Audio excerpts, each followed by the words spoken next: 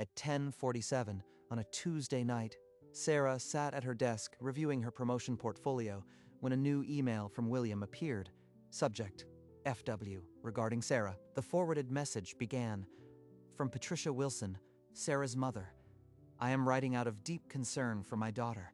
My mother, emailing my boss. Why? She has untreated mental health issues and is unstable under pressure. I fear she is not fit for the senior strategist role." Sarah's eyes froze on the words. She read them again, her fingers tightening on the edge of her keyboard. She called me unstable. To William, 2 weeks before the shortlist. The email was time-stamped that afternoon. Patricia had sent it directly to William's work address, asking him to keep it confidential. He forwarded it. He doesn't believe it, but he wants me to see it. The promotion she had worked 6 years for had just become a battleground. The screen glowed, silent. She closed the laptop lid. In the dark reflection, her own face stared back, pale and still. She didn't sleep that night. By morning, the email was still open on her laptop, her mother's phrases lodged in her memory. That wording. Untreated mental health issues. It sounds exactly like the speeches she gives at family dinners. 4 months ago, at a Sunday roast, Patricia had raised a glass and declared she was the reason Sarah had her job. Without my connections, she'd still be sending resumes into the void. She never had connections. She worked part-time as a bookkeeper, but she's always rewritten history to make herself indispensable. Relatives nodded, impressed. Sarah had sat frozen, the humiliation too sharp to speak. And now she's trying to be indispensable again, by making me look unfit. I would have called, but I thought a written record would be more appropriate. The calculated premeditation was unmistakable. Patricia hadn't been overcome by maternal worry. She had drafted this. She expects me to scramble, but this time, I am not reacting. I'm finding out what she's up to. Sarah walked into William's glass-walled office at 8:30. He was already at his desk, the forwarded email printed out beside his coffee. You saw it.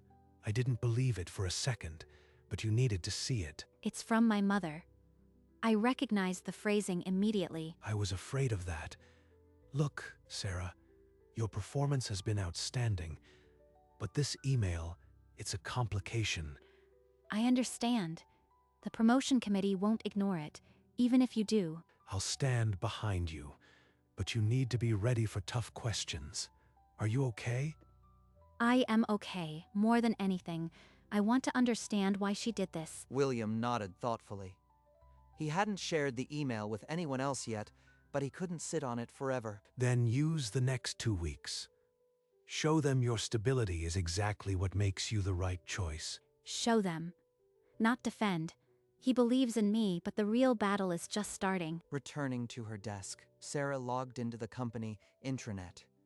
She started with the employee directory. She typed Patricia Wilson, and a single result appeared.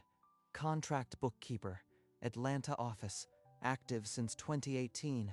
She's been working here for 2 years, without ever mentioning it to me. She opened the contractor policy PDF, scrolling to the section labeled Conflict of Interest. The clause read, "Contractors shall not attempt to influence personnel decisions concerning relatives. Breach may result in termination of contract." She tried to influence my boss. That's a direct breach of the contract she signed. Sarah printed the email and Patricia's contractor file, placing them neatly into a manila folder. This isn't just family sabotage anymore. It's a professional violation with consequences. She sat back, the stack of paper on her desk, the weight of the discovery pressing into her chest. I have leverage now, but using it means crossing a line I can't ever uncross. That evening, Sarah called William from her apartment. The manila folder sat open on the coffee table. Sarah, it's getting late. Is everything all right? I found something. My mother is a contract bookkeeper for our Atlanta office, 2 years without telling me. What? She works for us, and she sent that email to undermine you. I can't believe it. Exactly. And her contract has a loyalty clause against influencing personnel decisions about relatives. She breached it. This is serious, Sarah. We need to bring HR in first thing tomorrow morning. I haven't told anyone yet. I wanted your input before we escalate. Are you on board? I am. I'll set up a meeting with Janet for 9 tomorrow. Bring everything you have. Sarah closed the folder, her pulse steady. She had just turned a family betrayal into a corporate case. And once we do this, there's no stepping back for either of us. At 9 the next morning, Sarah entered the HR conference room, manila folder in hand. Janet was already seated. William stood by the window. William briefed me. Sarah, show me what you have. This is the email my mother sent William, and here is her contractor file with the loyalty clause highlighted. Janet examined the printouts. Her face stayed professional, but she read the clause twice. The clause is clear. Attempting to influence a personnel decision about a relative is a direct breach. I'll open an internal review. A review. My name enters the system now. The promotion hangs on what they find. Sarah, your record is excellent. I'll make sure the review reflects that. You are not in trouble here. This will take up to a week. Both of you, keep it confidential until we have a finding. Sarah gathered her copies, nodding. The meeting was over, but the waiting had just begun. A week of silence while my mother's words sit on someone's desk, and the promotion clock is still running. Sarah spent the rest of the day at her desk, but focus eluded her. Every task felt like pushing against a current. Every email chime makes my pulse spike. Is it HR? The promotion committee? Or her? At 4:15, her phone buzzed with a missed call. Patricia Wilson. She stared at the name and silenced it. She's checking if I got her message, testing the damage. She slipped the phone into her bag and left the office without returning the call. The silence was deliberate. That night, in her apartment, she sat on the couch, the only light coming from the street lamp outside. She used to call me unstable when I cried as a kid. She'd say it was training for the real world. The memory surfaced. Her mother's cold stare at a science fair when Sarah's project won 3rd place. You think that's enough? I am not that little girl anymore. She doesn't get to define my future. Sarah placed the phone face down on the coffee table and didn't touch it again that evening. The next morning, Sarah's phone vibrated on her desk at 9:02. Patricia Wilson. This time, she picked up. Sarah, honey, I've been trying to reach you. I just wanted to make sure you were okay. Is everything all right at work? I saw the email you sent to William. I am fine, but I am not going to pretend this was a casual check-in. I only wrote it because I care. You've always been high-strung, and with this promotion pressure, I couldn't just sit back. You wrote a formal email claiming I am mentally unstable right before the promotion decision. That's not caring. That's sabotage. It's not sabotage. I was looking out for the company and for you. You don't understand how these decisions get made. I understand more than you think.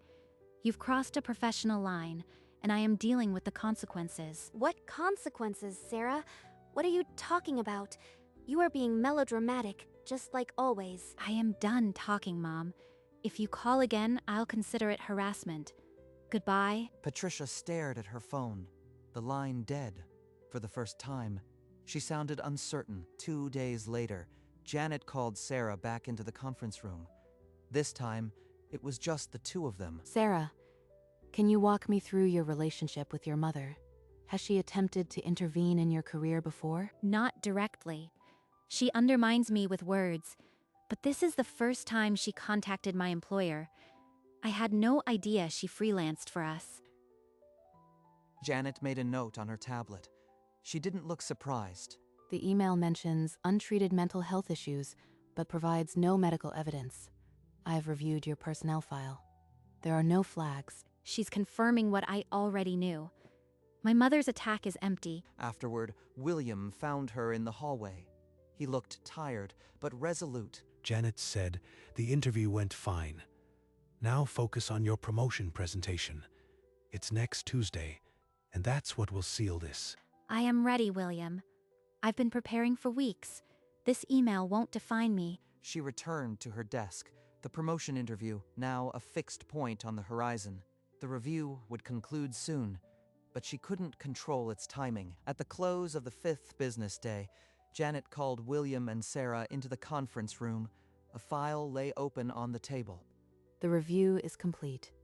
Patricia Wilson violated the loyalty clause by sending that email. It's a clear breach. What does this mean for her contract? Can we act now? Technically, we could terminate. But her contract is up for renewal in 3 weeks. We have discretion. If we wait, the timing could work to our advantage. Sarah, your promotion interview is next Tuesday. He's signaling. If I get promoted, I'll have a direct say on her renewal. I agree. No drastic action until after the promotion process. I want this to play out on my terms. I'll flag her file and note the violation. When the renewal comes, you'll be notified, Sarah. Sarah walked out of the conference room with a new weight in her chest. Not fear, but patience, turning into power. 3 weeks until renewal. I'll be promoted by then, and then I'll write her contract myself. On Tuesday morning, Sarah presented her promotion portfolio to the committee. Her delivery was crisp, her evidence overwhelming. When she finished, no one raised a question.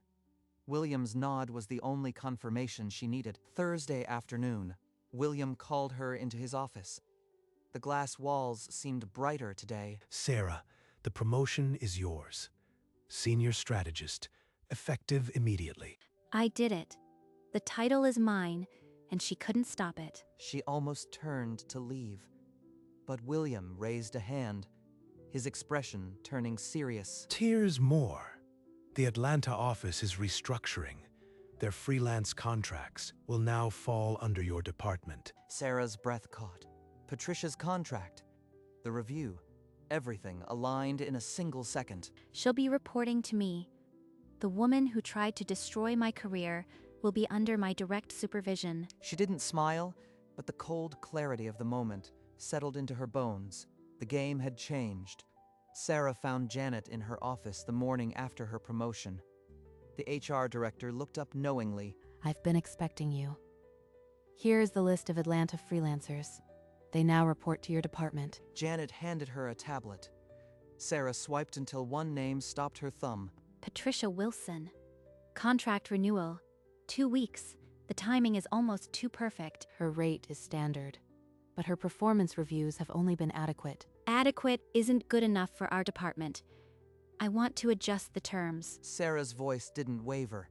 Janet studied her for a second, then pulled up the contract template. You have the authority.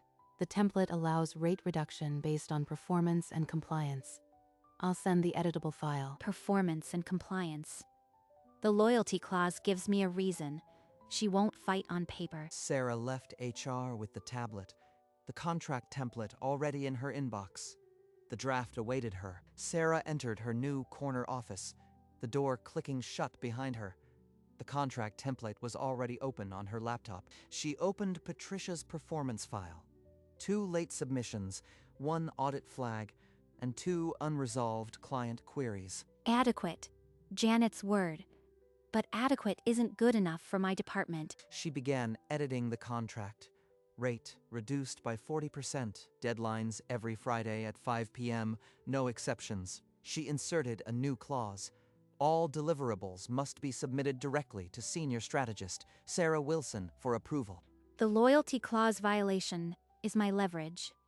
She can't argue without admitting what she did. She added mandatory 2-hour response times, no overtime billing, and a 3-strike termination clause for missed deadlines. This isn't punishment. It's proof. She said, I was unstable. Now I am defining stability for her. Every Friday, by email. She read the contract twice, then pulled out a pen. Her hand was completely steady. She signed her name at the bottom, the ink dark and final. The offer was ready. She scanned the signed contract into a single PDF, attached it to a brief email, and hit send at 10:31 a.m. Less than 4 minutes later, her phone rang. Patricia Wilson. Sarah, this contract is a joke. You are punishing me. You cut my rate by 40% and chained me to your desk. This is revenge. This is a business decision based on performance and compliance. Your record is adequate, not exceptional. I am your mother. You can't treat me like any contractor. You treated me like an unstable employee. I am treating you exactly as your file dictates. If you think I'll accept this, you are delusional. I'd rather walk away. That's your choice. The offer expires in 5 business days. The line went silent. Patricia hadn't hung up. She was breathing, furious, but she hadn't ended the call. After a long, heated pause, Patricia ended the call with Sarah and immediately dialed William's office line. This is William. Patricia, what can I do for you? William, you need to step in. Sarah is abusing her new position to punish me. She cut my rate and added impossible terms. Patricia, the Atlanta contracts now fall under Sarah's department. She has full authority on renewals. But I am her mother. This is personal. You know it is. I've reviewed the terms. They're within policy. I can't override her decision. The call ended shortly after. Patricia stared at her computer screen, the contract PDF still open. She read the terms again. The lower rate, the Friday deadlines, the direct report to her daughter. Her fingers hovered over the mouse. She clicked, accept. The screen updated, and a confirmation email appeared in her inbox. I have no choice.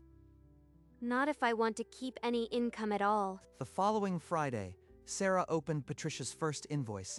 The attachment was late by 3 hours and riddled with formatting errors. 2 late submissions in 4 weeks.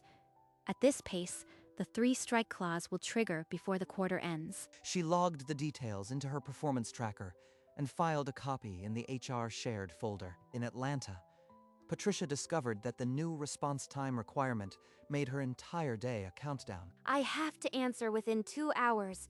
I can't even step away without risking a violation. On a Thursday at 4:58 p.m., she submitted a report that crashed due to a corrupted file. By the time she realized it was 5:04, a red overdue flag appeared on Sarah's dashboard. That's 2. 1 more, and her contract terminates with cause. Sarah emailed a single sentence.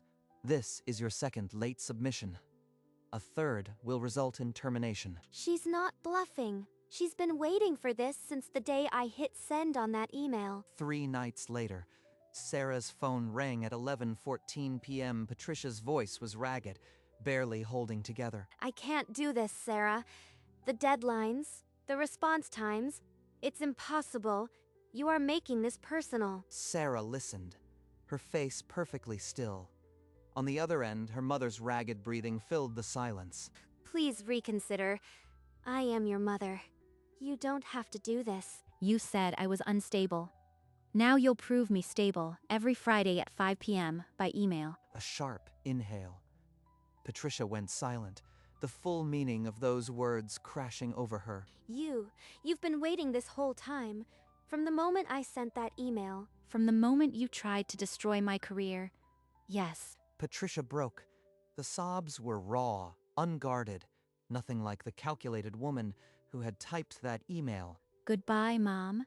I'll expect your report on Friday. 4 months after that phone call, Sarah's inbox pinged with a notification from Janet. Patricia Wilson resigned effective immediately. The attached letter was brief. I can no longer fulfill the terms of my contract. She couldn't even wait for the 3rd strike. She saved me the paperwork. Sarah opened the termination form. Janet had also sent, filling in the date and the reason, voluntary resignation. Her pen moved smoothly.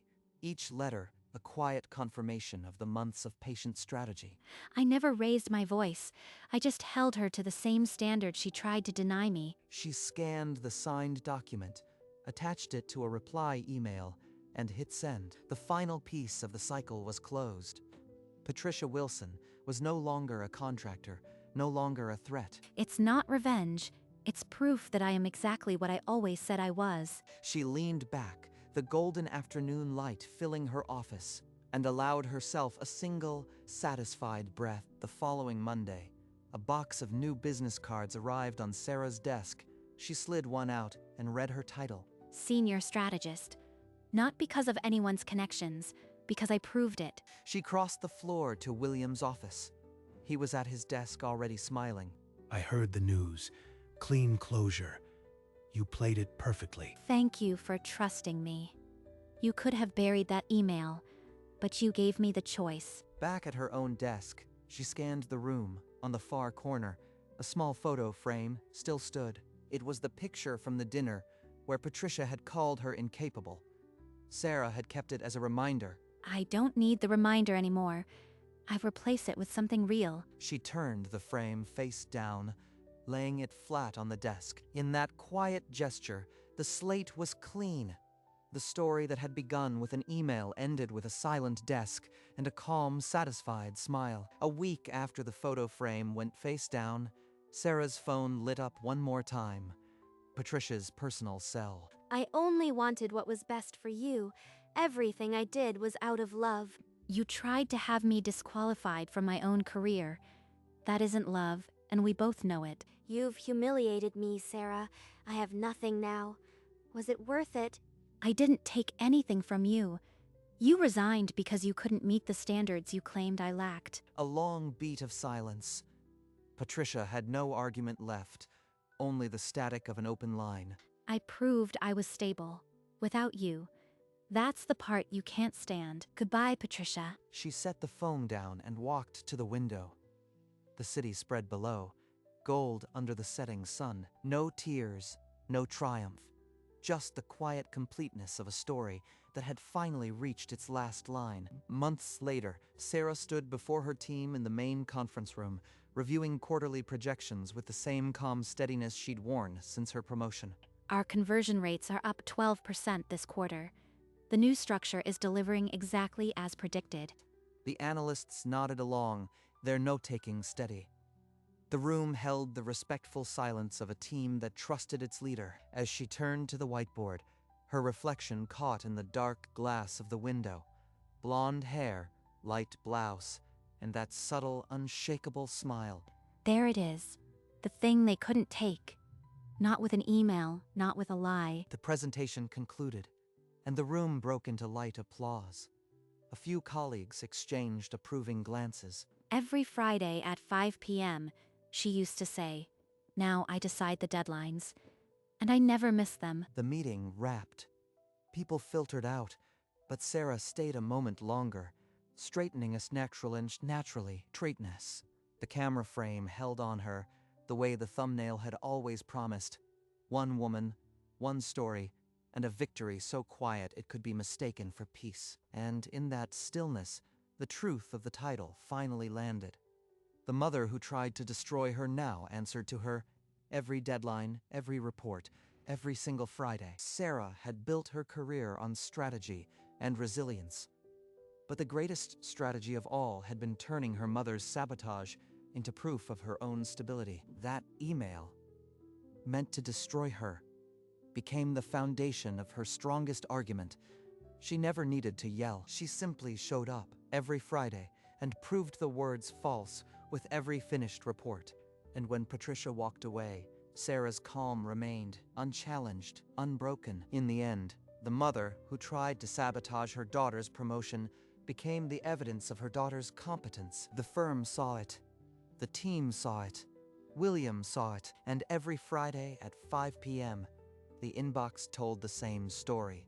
Stability isn't something you claim, it's something you prove. So, the next time someone tries to rewrite your narrative, remember, the pen can always be taken back. And sometimes, the greatest revenge is simply being exactly who you said you were.